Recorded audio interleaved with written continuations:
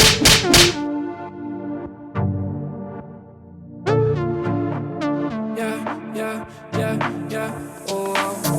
might go and spend my money today. I've been working day and night and I'm in need of a break. I've been feeling so great. I got a pretty little shawty trying to ride on the wave. Whoa, I might go and spend my money today. I've been working day and night and I'm in need of a break. I've been feeling so great, yeah. What's good, fight fans? Welcome back to season 2, episode 3 of the Blood, Sweat, and Tears podcast. I'm your host, Jared Wilson. Today's guest is a former guest in the Blood, Sweat, and Tears season 1 IG Live series. He's winner of 6 in a row, 3 by way of finish, 2 in the Octagon, 1 on Dana White Contenders series Octagon, one of the fastest rising prospects in the world, Adrian Yanez. Adrian, thank you for your time today. How's it going, man? Oh, man, it's going good, man. I'm blessed, man. Fight is right around the corner. I'm super excited, man. I'm genuinely super excited for this fight. And man, also thank you. No one ever says the Enya in my last name, so thank you for saying it right. Thank you. Hey, I appreciate that because, in all honesty, I've messed up names before too. So it's but you as a journalist, you always want to try to get it right, And it's it's funny because I messed up Dan Ige's name before, and I'm Hawaiian too, so it was yeah. But anyway, so how's it going? How's fight camp again? Obviously, how long when did you find out about the fight with Randy Costa, and how long did you get to train for the camp, etc.? Man, so originally I signed the contract back in a week or two after my fight with Gustavo. We were trying to get it really pushed to UFC 262. So right after the Gustavo Lopez fight on March 20th, I stayed in training camp because I was like, man, UFC 262 might be one of those. I might get a chance to fight on that. So I was doing everything I could to stay on that card, to get on that card, and have my spot saved. And I was training. I did not stop training. And then after the fight, I was like, well, I trained a lot. I was like, I really can't take a week off because now fight camp starts. So I was like, all right. So I never really stopped training after that Gustavo fight. So for me, honestly, it's been great. I'm glad that it's winding down because, man, I've just been training hard for a very long time, and I'm just ready to go, ready to get in there, especially with the type of fighter that Randy is. It's a very exciting one, and it honestly, as a fighter and as a fight fan, it definitely excites me just as much as it excites everybody else because there's a lot of problems that are posed, and going into this fight camp, I was like, it was really kind of it was really great to not have to be like, okay, if I listen to this interview, he's gonna be talking shit. And he's like, no, it's been nothing but praise, and it's on both sides, So to me, it's been easier to get up and go train. Sometimes you wake up like, God, I'm already in the wrong side of the mood because you're just waking up and you're like, man, this guy's talking mad shit. You kind of start off negative, so it's good to have the little positivity back and forth. And it's honestly, I thought it would have been harder to get up to go train to fight this guy, but it's actually been super easy. That's okay. Because it's funny. I feel like it's been since right after your Gustavo fight, it's been Randy Costa talk. Any kind of page was fights to make was you guys, right? And then like you said, it was kind of just respectful comments on social media, just back and forth. Yeah, I'm down too. Boom. And then it was kind of, and every little, like you said, I was kind of waiting for it to kind of get officially announced and get pushed back from card to card, et cetera, et cetera. But when it was, like you said, as a fight fan, for me, it's a banger, it's it's an actual banger. When I look at Randy, I like Randy too. He's a good up and coming fighter as well. Less experience as you. So do you think the experience that you have, even though you guys are both the same age, the little bit of experience you do have will come into play at all? I absolutely think so. If you look at most of his fights, they usually end in the first round, or they usually end in the second round, which to no knock to his experience at all, because his only loss is to Brandon Davis, who is a really good fighter. He's a tough, gritty guy. He might be out the UFC, but man, I've been keeping up with him because he's a fighter, man. He doesn't stop, and honestly, he should still be in the UFC. He's that damn good. He's that damn good. So that's no knock against Randy whatsoever. So, and me having twice the amount of fights that he has, and it does build kind of an experience for me.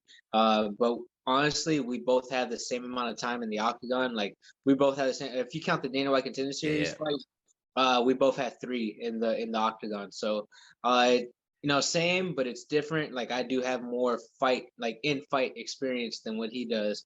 And then also I've gone longer gone longer in rounds, you know. But also that's one of those things that is just that how damn good he is, because he took Yeah. out these last two guys with relatively ease. So you know you got to be careful. You know, sometimes it's not all about experience. Sometimes it's about skill, and at the moment where they're at in their career. And me, I just feel like I'm on this. Like I've been getting better every single fight, and it's been like positively like great for me. And I've been feeling like honestly, like I've been having that sense of like, man, I feel blessed to be in this position I am, and like I've been grateful for everything, and just seeing the amount, like how far the positivity in yourself can actually make you a better fighter and make you a better, like Definitely. better all around. It's like it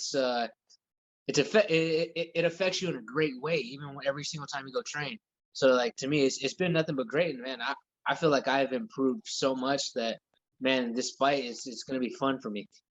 And that's such an amazing thing to say that, because like just being mindful, like you're saying, being mindful of everything, that being having that positivity in your mindset all the time, everything you do, and just not just like trying to like portray it, but just actually living that as a lifestyle. And like you said, you yourself as living proof that if you actually have that mindset, you just like trust in the process and just like enjoy it too. And that's the thing, like trust the process, but actually enjoy the ride along the way. Good things are going to happen, you know. But if you sit there and you have negativity or anything else like that, then that's what's going to fester, you know. So it's like it's beautiful to see, to watch you as like a young martial artist have that mindset, because some guys don't get there ever in their career. You know what I mean? Like they Oh can, yeah. like, you know, like even like something like Connor right now. Connor's like so tough to read, because like he's like mentally, you know, like yeah, I guess like he's mentally, like he was like one of the toughest guys if you think about it. Like he had the manifesting mindset, all that, blah blah blah, but he doesn't accept defeat. So it's hard to watch, because it's like, you know, defeat, that's like defeat's one of the best lessons in life, you know, when you can accept defeat Oh and you yeah. take all that and you move on. It's like that's the how can you grow if you don't accept defeat, you know? So Oh yeah, absolutely, man. I've learned so much from my three losses. Like everybody's like kind of runs away and talk and doesn't want to talk about their losses, but man, me, I'm pretty open about it, man. Like my first loss, man, I had super underestimated this guy. Like I was going in there thinking like, man, I just gotta go in there, get in this fight, just hit him with the right hand, he'll drop, and I'm good. Like, and I yeah, completely underestimated his toughness. I underestimated, you know, how good his boxing was, and how good his jiu-jitsu, how good his wrestling was. Like I had completely undermined that. And you know, right after that fight, you know, I was like, I got fired up because I was like, I knew I shouldn't have let this happen. I shouldn't have let these like thoughts of like me walking over like this guy yeah, is. And you know, it actually, like, overall it helped me improve too, because hey, there was some technical stuff in there that I wasn't doing as well. So like I need to move my head. I broke my jaw in that fight. I was like, okay, I need to get my head on a swivel. I need to start moving around. I can't just stay in one spot. I can't let my hands be down too long, you know, and all that. And then in my next loss, I was like, man, there's I had like a little bit way too much respect for the guy. And then also too, in the fight, I was letting him skate off way too much, and I wasn't addressing a couple things in that fight that I needed to. And then whenever, well, like by the time I started gaining and started winning the fight, you know, it was the time ran out. I was like, oh well, damn, this is my fault again. So I go back into I make the adjustments, then I fight Miles Johns like in the LFA title fight, and you know, it was one of those things that like I technically wasn't doing the right things. And also I mentally wasn't there. Like I was mentally kind of like in a different spot where I didn't feel like I was good enough to be in that position at that time. And mm, it honestly helps you learn, because after that fight, I was looking at my coach and being like, man, like I am good enough to be in this position. I am good enough to be in the UFC, and I am good enough to do what I need to do. Like I am good enough. And like I should, and I was telling us like I should be tired. I should be exhausted. I didn't exhaust every option in that fight, and I should have. And that was just all kind of like mentally, like that was all my mental breaks. Like I just yeah. wasn't able to push past that mental barrier. And whenever I passed it, man, like look at me now. Like I'm on a 6-fight win streak, and I'm in the UFC because I was like, man, mental switch. I'm giving this Exactly like though. my full attention, my full ride, and that's pretty much how I've like been treating this all this. And you know, and even going into the contenders, I was like, man, this is like not trying to say I had a negative thought during that time, but I was like, I was like, man, like I got here. I was like, and if this is all I get, you know, I'm just blessed that I was able to get into the cage. But at that time, I felt like I was ready. Like I felt like I was groomed for that spot, that I ran away with it. And then right after that, I was in my UFC debut, and there's no negative thoughts during that fight, and I was just like, man, this is like, I can't believe I'm here. This is Yeah. amazing. Like this is all great and positive for me. Getting to meet Anderson Silva, getting to realize that Kevin Holland actually knows who I am. That was pretty cool. And then my March fight, you know, a little bit of negativity here and there. You know, it was like not on my side, but it was just like the stuff that I was hearing. I I was trying to keep myself clear headed, positive minded the whole entire time, but a little bit of shit talk kind of gets you like at first, whenever you hear it, you kind of get mad, but once you sit back and think about it, it's like, well, it might be their insecurities and all this stuff. Yeah, So exactly. it was just kind of easy to get over that. And then after that, I was just like, man, I like, man, I love this. This is what I love to do. And every time I wake up, every time I've been waking up for this training camp, it hasn't been hard. It's been easy and easy and easier for me to get up just to be like, man, I get to do this, man. I'm living my dream. I just can't wait.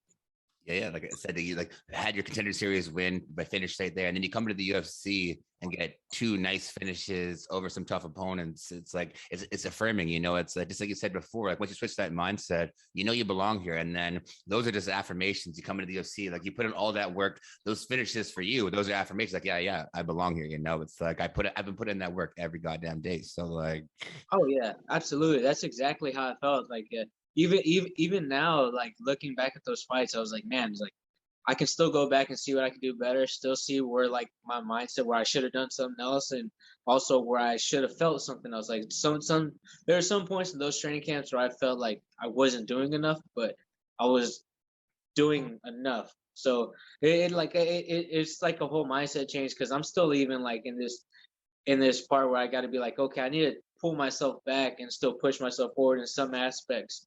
Like, man, like I'm a bona fide meathead. Like, I'm a bona fide meathead. Like, if I feel like I'm not doing enough, I will go out and run a couple extra miles. I will go out there yeah, and do more. Like, so, but there's times where you got to listen to your body, and like, man, honestly, this is like some of the best I felt. Like all this week, me and my training partner are talking, because he's fighting the day after I fight on July 25th for Fury Fighting Championships. And man, like we've been talking all along, like, because he knows, he's like, dude, you just been training way too much, and he has the same type of mindset I have. yeah. Where like no, we're gonna like he doesn't feel like he's doing enough. He wants to do more. He wants to do more. But we both like kind of talking like, you know, we're doing a lot. Like we need to kind of tone it back.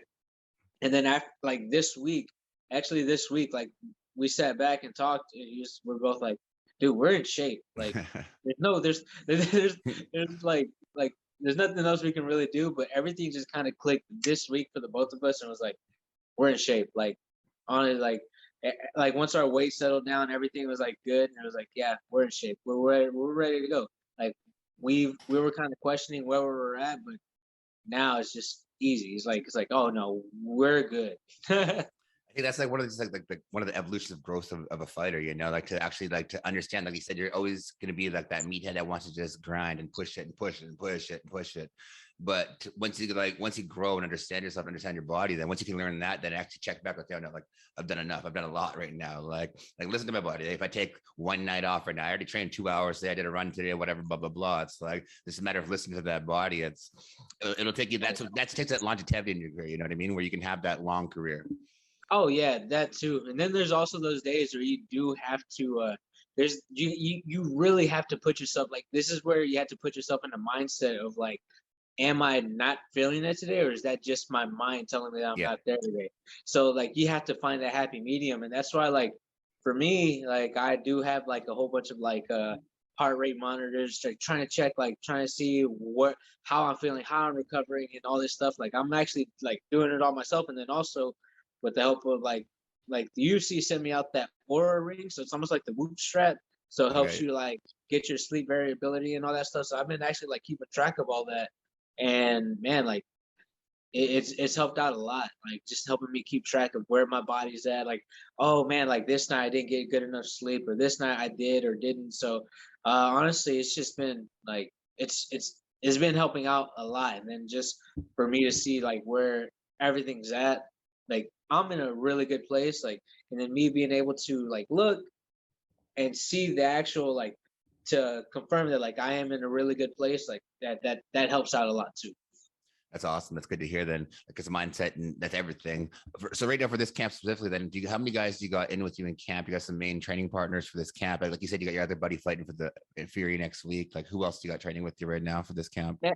As of right now, we have a lot of up and comers, and I actually have one of my training partners is fighting is gonna make his UFC debut August 21st. Oh, nice. So he's been in camp helping me out. He has a kickboxing karate style background, which is very unique, and he has like it's mixed for like his style is actually like very unique, and it's like honestly like a more technical version of what Randy poses. Oh, nice. And a lot more sneakier to me, honestly, because he's just that guy that loves the kick and he likes to throw punches. He likes to set everything up. So like I've had great training partners, and he's actually been one of my favorites because man, right after like I get to spar with him, I was like, dude, like this was fun. Like he's fast, he's aggressive. You know, he actually got his UFC contract off the Fury Fighting Championships. Dana White Contender Series looking for a fight. Wait, not Contender Series. Dana White looking for a fight. Yeah. He knocked a really tough opponent out. A really tough opponent out in 30 seconds, and you know got him his UFC contract. So he's been a mainstay in my training camp for a very long time, and like he's the kicker out of all of us. So Nice. I love going with him. Then also I have a couple guys who fight at 135, 145 that are taller, like 6 foot, like walk around 6 foot. So I've been having guys that are taller because I know Randy is a little bit taller than me. So, you know, it's been helping me out a lot, man. It's like I'm blessed to have like a whole like kind of like a variety of training partners. I have training partners that are my size. I have training partners that are bigger. And oddly, like a guy who's 6 foot making 135. I was like, all right, you don't get too much of those too often, but you know, it's actually like it works out great for you. That's like the beauty of like martial arts and the evolution of the sport right now. Like there's so many killers out there now that are like just coming up and the uppercomers and blah, blah, blah. Like for myself personally, as like a journalist, I just talking to like some big name fighters who like train at like Elevation or whatever like that. And they're talking about guys that aren't in the UFC and things like that. They're just like, oh no, like some of these guys, like they take really what my, like I talked to Gaethje one time. He's like some guys whoop my ass sometimes, you know, that they don't enter the UFC yet. And that's just martial arts, you know, just like any day, some people can bring it, you know, and it's just, Oh man, and how fast they grow is like it's been one of those things. Like my training partner who's fighting the day after me, like he's one of those guys that like he is training like literally like probably like 3 times less than I've trained. So I've been training for about I would say about 12 years. He's probably only been training for like about 3 or 4, and he's really good. Like he's like man, he's like. I honestly believe he's like UFC level, but he's only has 3 professional fights, and he's been like UFC level since an amateur. So when they got the guys like you, when they got the foundation above you, so when you have that talent level at the gym who is UFC caliber and above, all those young guys are going to benefit. You know what I mean? Because they're going to train with you for so long. So even though you put in that much amount of time, they came in when you're 8 years deep or whatever. You know what I mean? And so they're. And so and every gym's like that. So you just have like so many just young killers out there. It's like that's like the beauty of the sport. It's like you don't think how someone can get better. Like someone like John Jones, etc. But like, oh, how can someone get better? And then they just keep getting better. You know? Like oh yeah, man. It's super weird to see like the growth that they have, and it's sometimes and it's a shock of awe, and then it's sometimes like there's guys who've been training for so long, but they within the 4 years they're actually beating the other guys up who've been training for even longer. Yeah. Like man, it's like man, dude, like you letting that guy beat you up? He's only been training for like a year or 2. Like what's going on? And like you've been training for like 15 years. What's going on here? So it's pretty cool to see, but also like to me, I see that like man, like dude, like like this guy is only here for 3 years and he's already like doing a lot of stuff that high level people do. Like, all right, it's pretty cool. It's cool to see. For like your fight specifically, do you have like a specific walkout song you walk out to, and what song do you walk out to and why? Well, these last couple of times I fought, I came out to Chunk Up the Deuce by Paul Wall and Lil Keke. It's a local Houston song. Well, actually, it's not even local. It's pretty much like a Texas song, but it's they're based out of Houston. I just, like, if you're from Houston, you know exactly who I'm walking out to. So it's like everybody like I had like people coming out and be like, dude, like your walkout song is so Houston. I love it, man. And, that's the reason. I just want to represent where I'm from. I like representing. I love representing the United States. Love being able to represent Mexico at some times, and I love representing Texas. But also like the place where like that had the most influence around me is Houston. So I love walking out to like Houston mainstay artists. So to me that those songs are like near and dear to my heart, because whenever I was growing up and I was in middle school and all that stuff, that's those songs that I was like really listening to. So just to kind of throw it back, whenever I was in middle school, I'd be listening to them. That's sick. That's sick then. So like, did you grow up around Houston area then? Like, how did you get into martial arts and stuff like that then? So like, getting into martial arts, I've always been like the boxing fan. I've always been a fan of boxing, and we would always try to look for a boxing gym. But at the time that we were looking for one, there was a lot of other things going on that kind of really didn't like fall through, and like kind of like family problems here and there. Wasn't the most ideal situation for us. So that kind of let slip and slide away for the time. And then one day we ended up finding a gym here, like pretty close to us, and it was in a mall. And shoot, just walked in like with my mom, like going to the mall with my mom and finding this gym that forever changed my life. It was pretty cool. It was like we're actually like Houston is where like mostly all my family stays, but we're like on the outside. We're the outside, so pretty much LaPorte is like, it's like a 15-minute drive away from Houston. But pretty much if you're talking to somebody who's not from here, you pretty much just call it Houston. Like Houston is literally Houston's like, so big anyway, so massive, right? Houston's literally an hour away from Houston, and that's like, you go from one side of Houston to the other, it's an hour. So to me, like when people just ask me where I'm from, I just say Houston. I am from LaPorte. This is where I was raised at like my whole entire life. So it's pretty cool that, it's pretty cool because I'm in the papers. Like I get in the papers these past couple wins. Like these past 3 times I've been in the paper. So that's pretty, like I've been finding that super, super cool.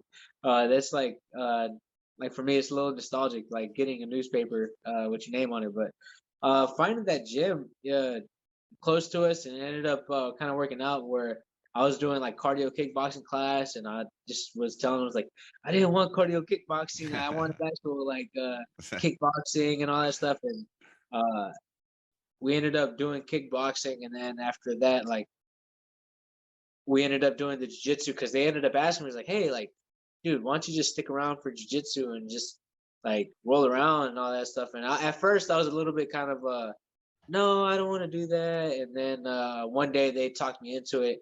I jump in class, and I was rolling with one of the guys, and the guy I hit him with a reversal, but just like a little scissor sweep. And he was like, dude, who taught you that? And I was like, this is my first class.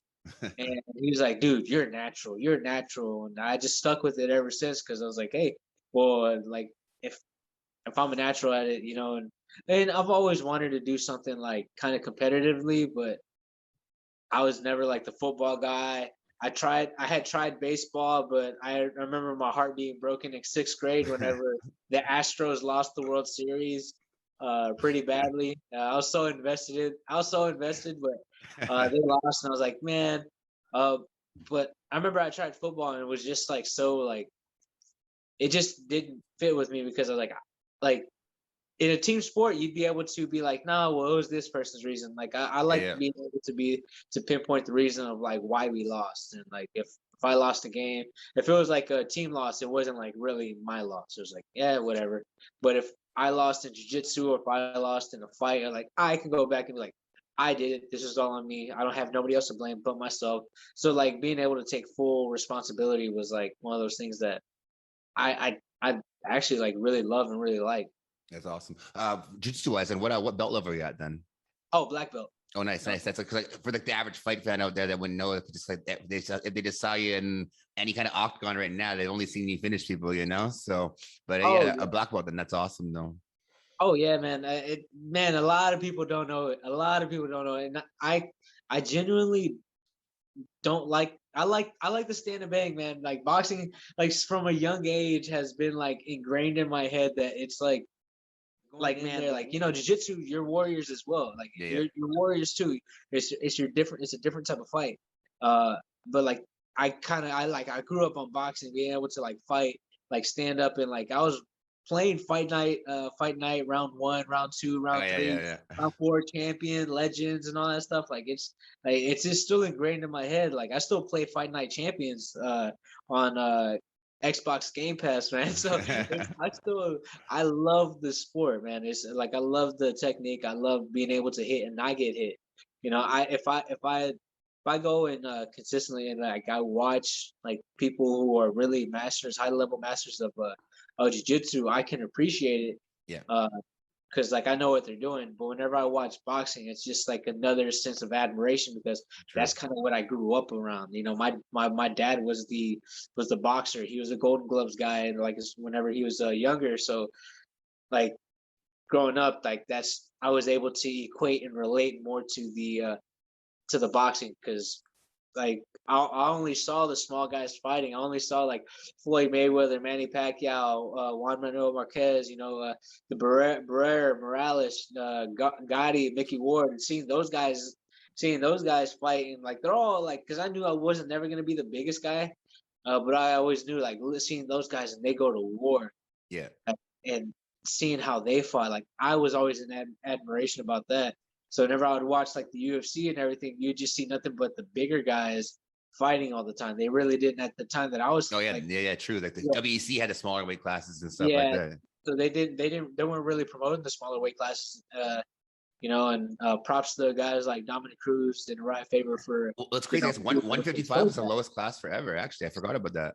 Like, I remember at one point they didn't even have that class. Like that's how. Yeah.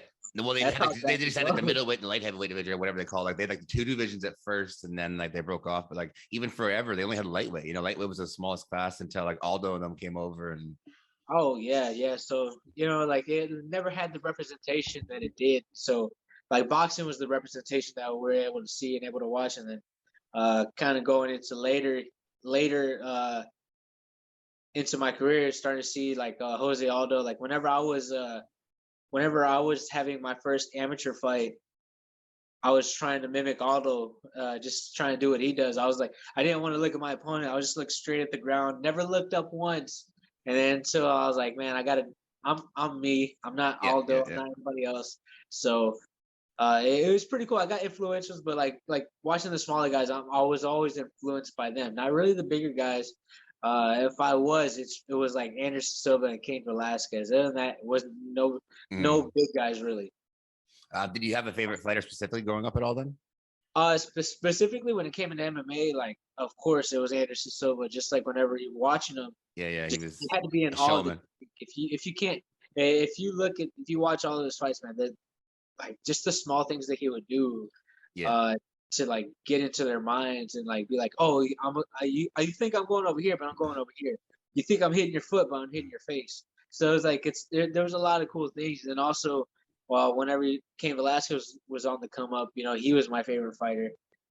He still is my favorite fighter because I love going back and watching his fights with JDS. 2 and 3, not so much 1.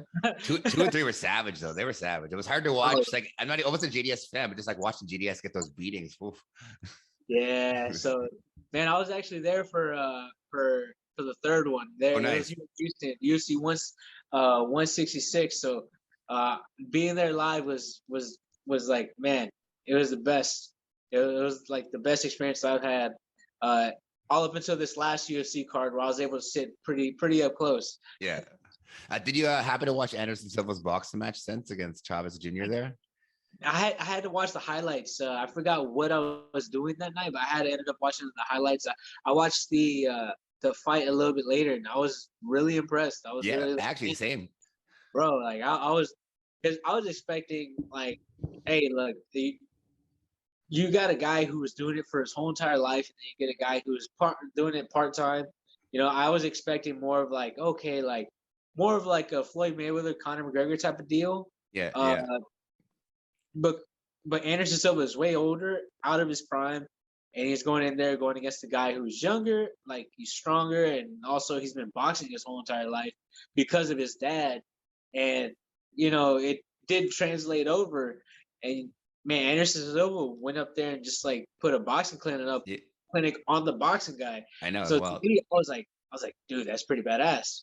And as like an MMA fighter too, like who has a boxing background, it gives you hope for the crossovers, because like Oh, I thought he won 6-2 easy in that fight. Like, oh yeah, absolutely, man.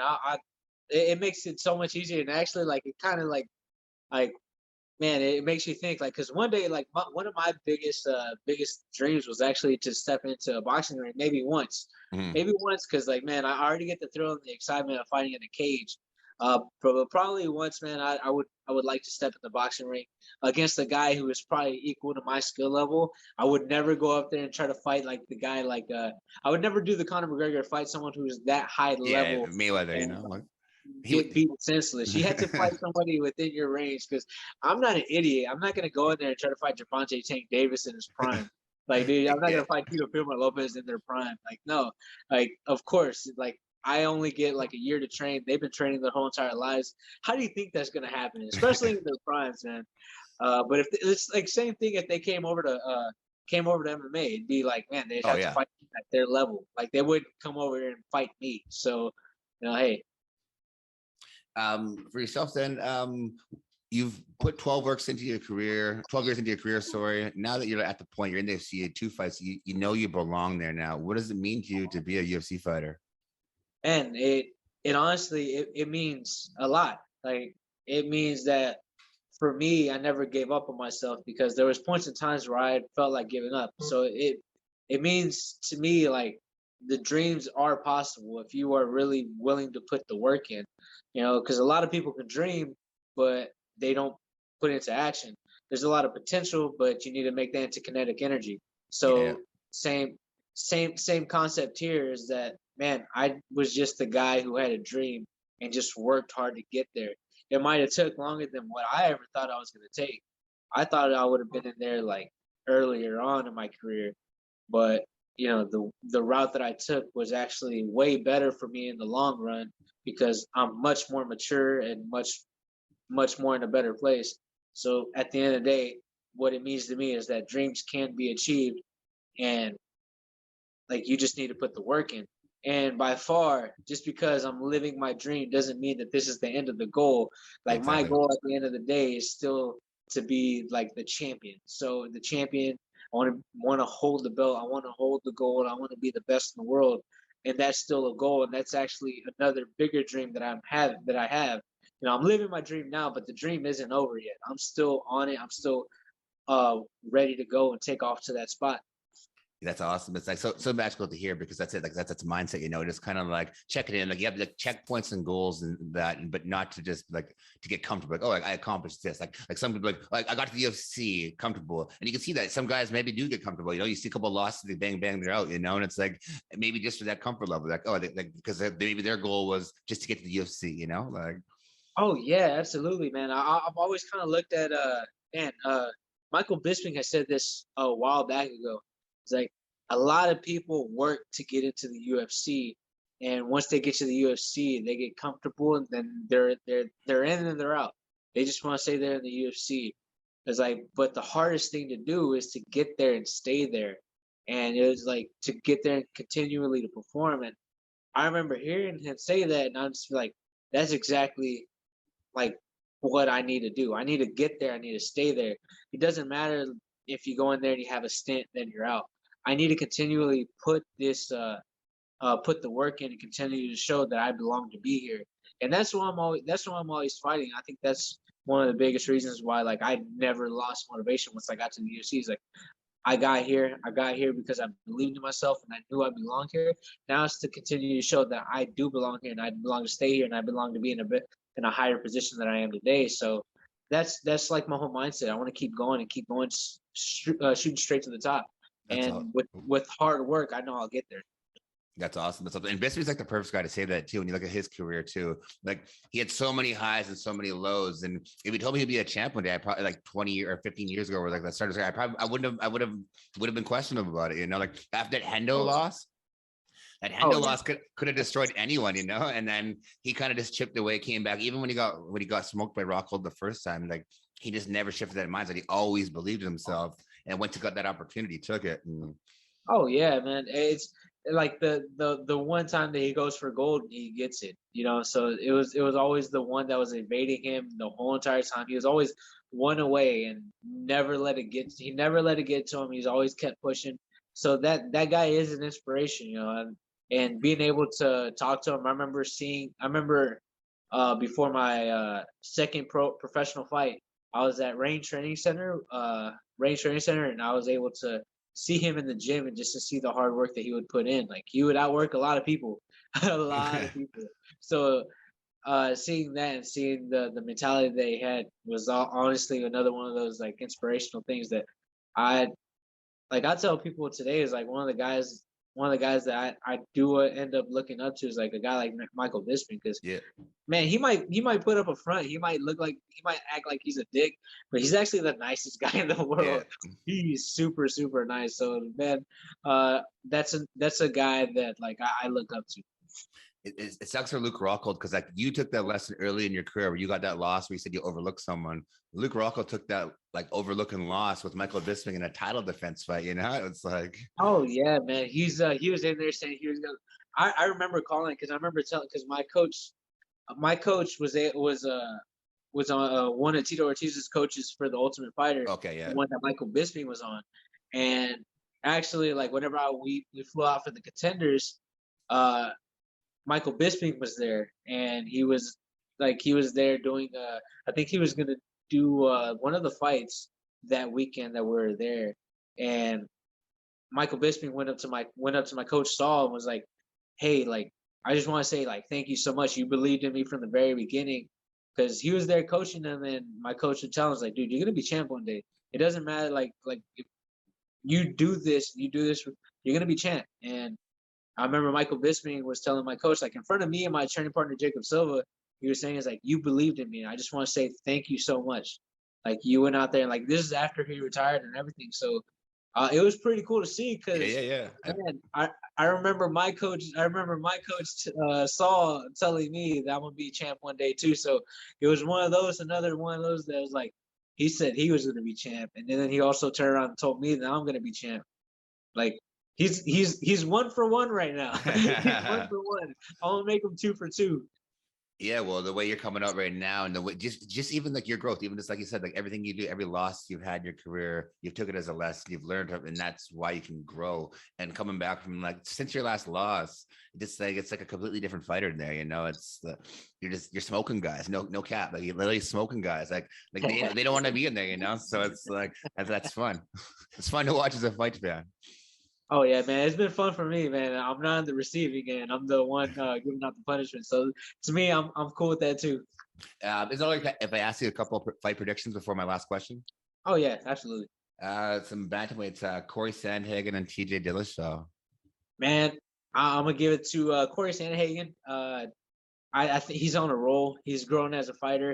And then also, like I was listening to him on the Joe Rogan podcast, and I was hearing his mental shift, and I was like, that's probably exactly what it needed. He had the skills the whole entire time. Yeah. I was just wondering if that's all he needed. And I think after his last 2 performances, man, like he's there. So I'm picking Corey Sandhagen. Plus TJ Dillashaw doesn't have the EPO anymore, so I had to throw a couple shots in there, man. So Corey Sandhagen takes it. Yeah, that's like a crazy one in the sense, you know, because like TJ hasn't been around for so long. Corey's been in so form. That Nokia Frankie, you know, like I've been a Frankie fan my whole life, and it was like beautiful and like sad to watch at the same time because the way like Corey was backpedaling so hard, bro, like backpedaling hard, like he was on his feet like backwards the whole time, like because Frankie comes forward, puts that pressure, so he was just like baiting him in that whole time. They just launched that knee, and it was like, oh, like you know, it was like, oh, like I screamed, but it was like. Then at the same time, like, oh, it's like Frankie on the bottom, man, you know, and he just such a legend, such an OG of the sport, just done everything, you know. So it was like, oh man, same here, man. I just remember just being there.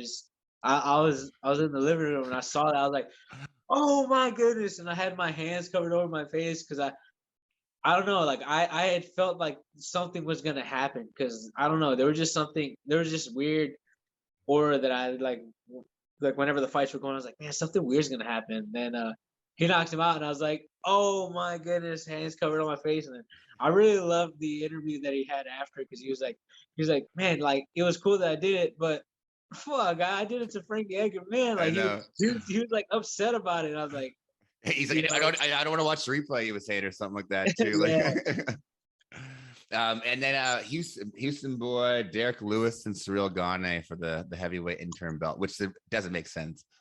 oh, hey, look, hey, to each his own. As long as Houston gets their champ, Yeah. hey, look, to me, I'm riding hard. Derek Lewis knockout, whatever round he picks to choose to let loose. So, Derek Lewis heavyweight champ, interim heavyweight champ, and then unifies it, you know, against Ngannou. So, Derek Lewis all the way. Like Derek Lewis, honestly, is the only guy I think can go like toe to toe power wise with Ngannou. You know what I mean? Like he has the hands too. So it's like everyone else kind of like I'm not gonna say they don't have power, but like they don't have that level that those guys have. You know, because it's like those guys can march someone down if they hit you, they touch you, not to hit you, they touch you. Like they just gotta scrape you. Like you see like little like hit of the glove. Like, oh man, oh absolutely, man. Like that's what made the first fight so intriguing that like whenever they actually fought, like the whole entire time I was on the edge of my seat just waiting for something to happen, and when nothing happened, I know.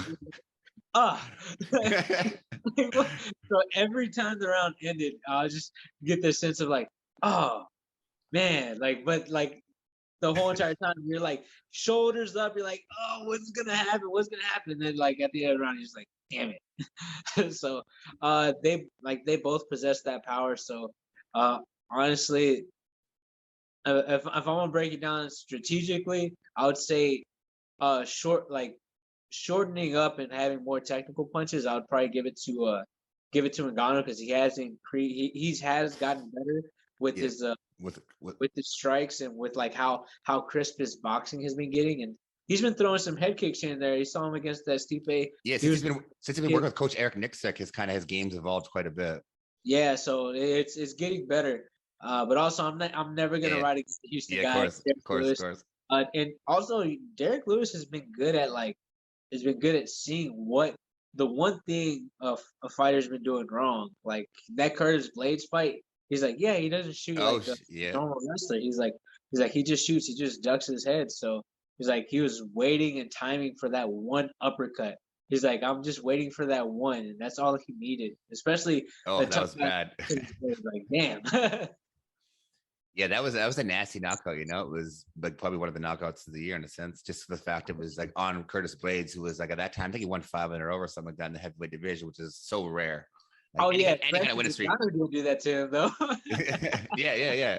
So, have you watched The Ultimate Fighter at all? My next fight is the Ortega. You know I missed only one episode, and that was the most recent episode. I watched all of them up until then, until like I think Volkanovski finally got his 2 wins. I didn't keep up with the last one, so I don't know if it's 5-2 or 4-3 right now. So yeah, I actually just watched that one today. But yeah, so like next fight prediction then Volkanovski and Ortega. Man, that one's a tough one because Volkanovski is really good at everything, and you have Ortega who's really good at one thing, and he's getting better at everything else. So it's kind of one of those things that like I don't know how good Ortega has gotten, because the only fight that you got to see the improvements was in the TKZ fight, in the zombie fight. And, to me, it looked like he got better with his boxing, got better with his more adversity, diversity, not adversity, diversity. So, man, game plan wise, I'd probably lean to a 5-round decision to Volkanovski. But if anybody's getting finished, I think Ortega gets it done. Yeah, I kind of agree with that 100%. The whole assessment that it's like I think Volkanovski just like to go toe to toe with Max like that. Whether you think he won or not, he at least won 5 rounds of 10 in that 10 rounds there. You know what I mean? So it's like, and Max was just on another level for years. So for Volk to do that, he decision wise he would have to put the points to that. And then but Ortega though, he just has improved so much since that loss, since he got tuned up by Max, like kind of just took some time off to evolve. But last question here then. I've asked you before, and it might be the same answer. It might evolve. That's life. It's going to be. So after all the blood, sweat, and tears, what do we want to be remembered for? And honestly, the guy that just never quit. The guy that never quit. There's been a lot of times where people have told me to quit. There's been points of times where, in my own mind, I felt like I wanted to quit. And luckily, I had people around me that told me, that helped push me and get me to this position. Like, because that's also another thing, the right people around you. If you have the right people around you, whenever you're not feeling yourself, man, those people help get you through things as well. Nobody's in this alone. If you have the right people around you, it helps out so much more. So just the guy that never quit, man. I just never quit. I kind of going back to a jiu-jitsu reference. Black belt is just the guy that never quit. So that's exactly what I want to be remembered as. That's beautiful. And then just for me, being a fight fan of you since your LFA days, I could just see that in you. You've never quit, and it's like, and then they're talking to you now, the more I get to talk to you, the more I get to know you, and just watch that mental shift. It's fun, it's fun and exciting. It's like, because I'm an actual fan, so it's like I told you the day on your wall, they tell you not to have fans. And I was like, well, I'm a fan of a lot of people, so I ain't gonna switch side ever, pretty sure Joe Rogan's got fans, and he's like the peak of any kind of like podcast or anything, so. Oh yeah, absolutely. So yeah, thank you for your time, man. Thank you for that answer too. It's truly been a pleasure to have you on again today, and it's truly been a pleasure to have you as a fan. If there's anything you want to say or give your shout out to your social media, anything, the floor is yours. If not, thanks again. Oh man, thank you for the platform. Thank you for having me on. Y'all can follow me on Twitter at Yanez MMA, Instagram at Adrian Yanez 93. You can friend me on Facebook. I still haven't hit 5,000 friends yet. But also you can hit up my website, yanezmma.com. I still have a couple shirts left. They're selling out fast because I even ordered more shirts this time around. Man, like the support I've been getting from everybody has been a blessing, man. Thank y'all so much. Y'all make this so much easier for me. And also, I just want to give a big shout out to HK USA. They supplied me with all my training gear for my training camp. And also Fight Back CBD, they're Texas owned. And they shipped me some CBD. And man, their Fight Back Night CBD has been amazing, especially for the harder training sessions that I've had. It's helped out a lot, man. So it's been great. Thank you. And thank you again. Thank you for the platform. Yeah, no worries. Thanks for coming on, man, and good luck on your fight. And I'll talk to you soon. All right. Take care. Have a good day. You too. Thank you, fight fans, for tuning in. I hope you enjoyed that episode with Adrian Yanez. He fights against Randy Costa next week on Saturday in Vegas. Make sure to tune in. I have Hannah Goldie coming on. I just did Arlene Blenko the other day. Make sure to check out those episodes. And thanks for your time. I really appreciate it. I do this all for you guys. Love you guys. Have a good night.